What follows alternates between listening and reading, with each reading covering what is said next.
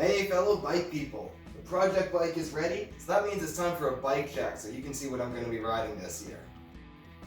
Every once in a while, I build a project bike just for fun, and once I'm done customizing it and tuning it just so I'm satisfied with the build, I'll flip it so that it will pay for the next project bike.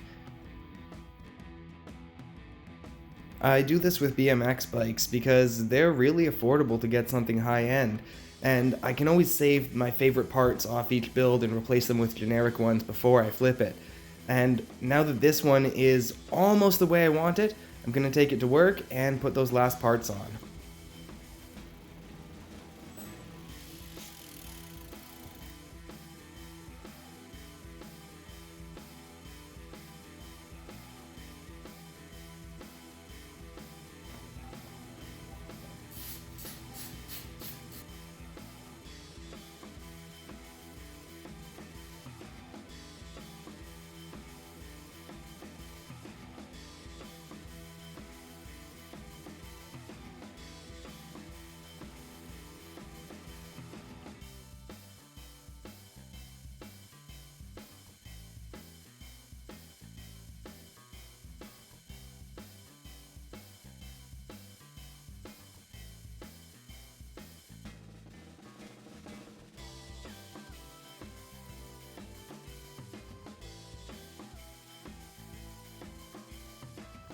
The slightly larger sprocket and the SRAM chain really complete this build, so now I'm just giving it the final checks, and then it's all ready to go.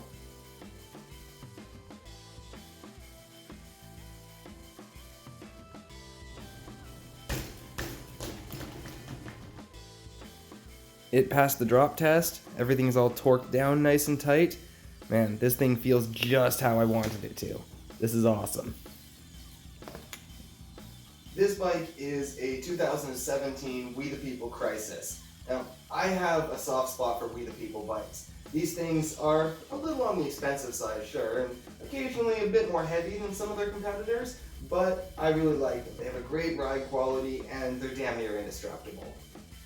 Now, if you've seen my gray bike in any of my other videos, you know it's very much not like this in terms of build style.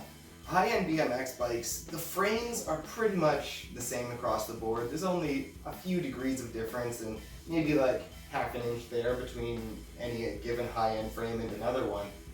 So how you build the bike up makes a big difference to what it's going to be good at in terms of BMXing. On this one, I went for more of a full freestyle setup, less of a slim, lightweight build. Normally I do a smaller sprocket, more padded seats, slimmer tires, a straight cable, and no pegs. But something like this is really fun to experiment with and lets me try tricks that I wouldn't otherwise try. Obviously I'm not the best rider in the world, so there's no guarantee I'm actually going to land any of those tricks, but it gives me that opportunity, and that's what matters. Now some of this bike is still original. Those are the original handlebars, that's the original fork, the original front wheel, and it also has the original cranks over here.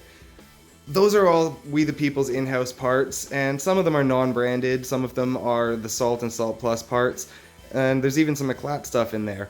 I really like those parts, I see no reason to change them. When I got this bike, it didn't have the original tires, it had some blue ones off of a GT, and these are the original brand. I don't think they're the same model as the originals, but I really like these. They're a lightweight tire, they're wide enough, and they give a good ride quality.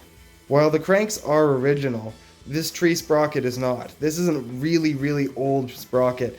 I remember there was ads for these like 10 or 15 years ago saying, hey, look how old our sprockets are and they're still working. Well, this one is. This is ancient and it still runs great. It's a 28 tooth, so it's a little bit bigger than I normally use. I like that feeling of extra power on this bike. The pedals are a basic, generic, slim mountain bike pedal from Evo. That is an in-house brand from the Cycles Lambert parts distribution. Fairly basic, but they work well, tons of grip, and they're metal, so they're not going to fall apart on me. The We the People Smuggler seat is, again, the same brand as the original, but this is the aftermarket version, so it has the little zipper back here so you can stash tools in there, hence the name Smuggler. The rear wheel is not original. This is a generic no-name BMX wheel, but it's sealed bearings and a double wall rim, so it's good enough for me. I'm happy with it. Pegs and hub guards are something I don't normally use, but I'm gonna give them a try. I know how to do a few basic grinds, and I'd like to experiment a bit more with that this year. The Shadow Odin stem is not original. It had a GT stem on it when I got it, so presumably came off the same bike as the tires. I like this Shadow stem. It's not their highest end model, but it feels really good and I love the look of that.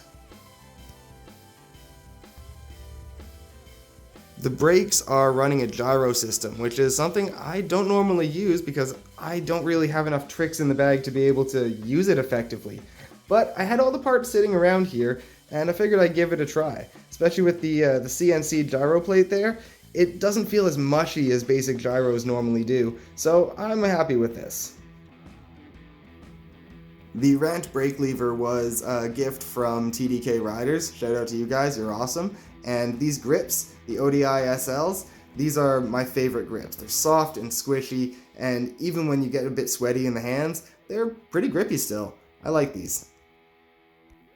If you want to build something similar to this, it's actually not too hard. Keep in mind, I've only put about $300 Canadian into this bike total, because buying a used BMX, you can get something high-end like this for between $150 and $250, and I've collected most of the parts just from previous builds that I've played with for a while and flipped. So if you can get into a cycle, you can essentially build something like this for free for yourself every year, because each one is going to pay for the next one.